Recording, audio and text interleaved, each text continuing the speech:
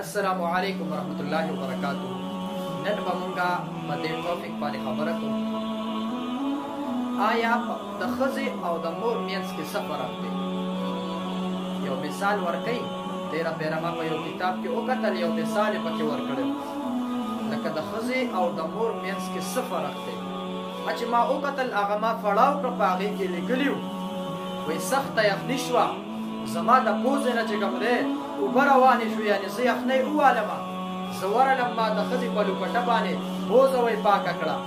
ما چې کله د ښځې په لوپټه باندې وایي پوزه پاکه کړه، ښځې ما ته وایي دا ووي چې لوپټه دې راله ګنده کړه. بیا زه لاړمه، ما د مور په لوپټه باندې پوزه پاکوله. ما ته مور وایي چې زما لوپټه دا ګنده ده، ورېږه پاکه کپړه دله راوړم. دې کې دا فرق چې کوم دی، دا ښځې او د مور منځ کې دا فرق دی. نن سبا ما ورته څه کوو، ما ورته خو چې ښځه وکړو نو ما ورته مور پرېږدو. هغه مور چې تا به په کټ کې متیازې وکړې، ته به ورسره په یو کټ کې وي او تا به متیازې وکړې، مور به هغه لوند ځای ته شوه او تا له به یې وچ ځای در کړو. دا هغه مور ده، ته ولې بیا مور پرېږدې؟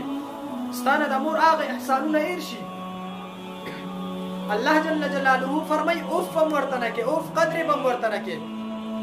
ستا نه د مور هغه احسانونه ولې هېر شو چې تا ښځه وکړه، ستا بچي راله نو تا مور پرېښوده. مور چېرته مه پرېږدې، د مور د خپو لاندې جنت دی.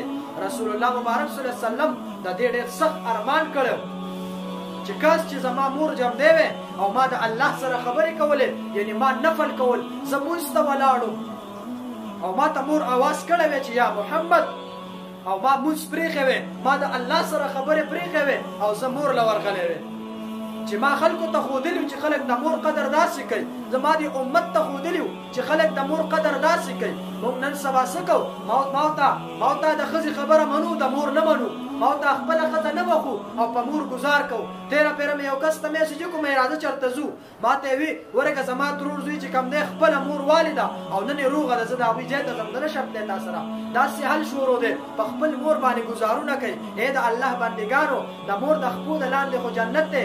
شاعر وایي غریبي د تر کعبې ورتللی نشم، غریبي د تر کعبې ورتللی نشم، زه د مور طواف کوم چې جنتي شم. د مور د خپو لاندې خو جنت دی، د مور ټول جنت دی. قسم په رب وایي که څوک د سارې راپاڅي او مور ته وګوري او خندا شي، په خندا شي ورته بیا تندی ورله ښکل کړي، الله جل جلاله وایي په ده ما جنت واجب کو. داسې د مور خو یو حیثیت دی په کور کې، د مور قدر وکړئ، د مور احترام وکړئ. چېرته د مور بېعزتي ستاسو نه ونه شي، چېرته په مور لاس اوچت نه کړئ، ځکه په دنیا کې صرف دا واحد رشته ده او دا یو مینه ده، دا یو محبت دی چې دا صرف د مور دی.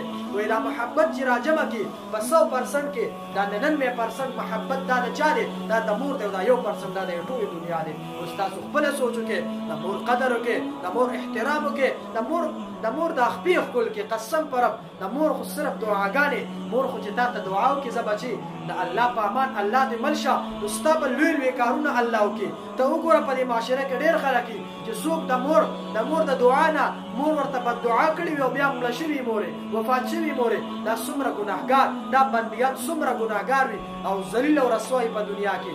دا ولې د مور ازار اخیستی؟ نو د مور او پلار قدر وکړي، د مور او پلار احترام وکړي.